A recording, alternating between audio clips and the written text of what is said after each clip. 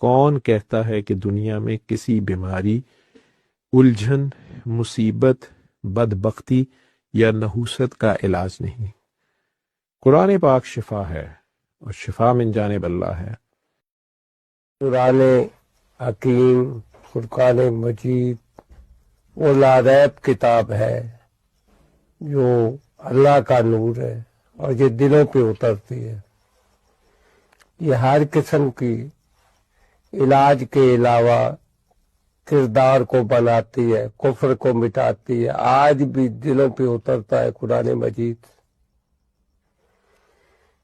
میرے یہ مشاہدے میں بات آئی ہے اور میں نے لاکھوں لوگوں پہ یہ تجربہ کیا ہے کہ سورہ رحمان قاری عبدالباسط مصری کی آواز میں سننے سے لا علاج امراض ہی نہیں صرف بلکہ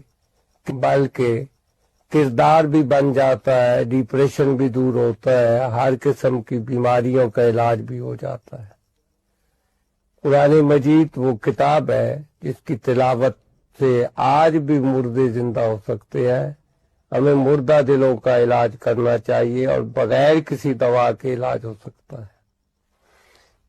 سورہ رحمان کو سننے کا طریقہ یہ ہے کہ قاری عبدالباسط کی آواز میں بغیر ترجمے کے سورہ رحمان کو 7 دن تک سنا جائے۔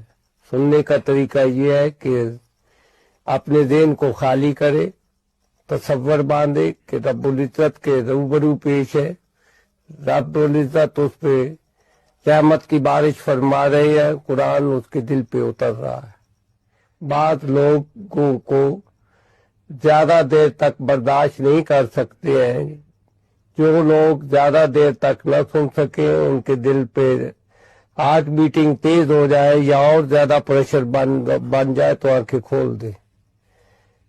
صبح، دوپہر، شام آنکھیں بند کر کے یہ تصور باندھے کہ رب العزت کے سامنے پیش ہے اور اس کو شفا ہو رہی ہے، اس کی مصیبتیں ٹال رہی ہیں، اس کی بدبختیاں دور ہو رہی ہیں۔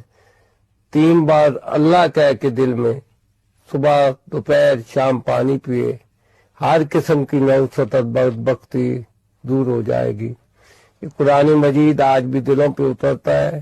آج بھی اسی طرح انسانیت پوری کے لیے نجات کا موجب ہے۔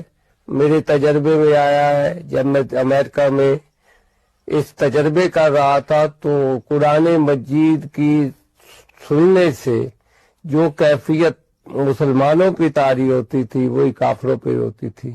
اس سے پتہ لگا کہ قرآن مجید پوری انسانیت کے لیے، نہ صرف مسلمانوں کے لیے ہے۔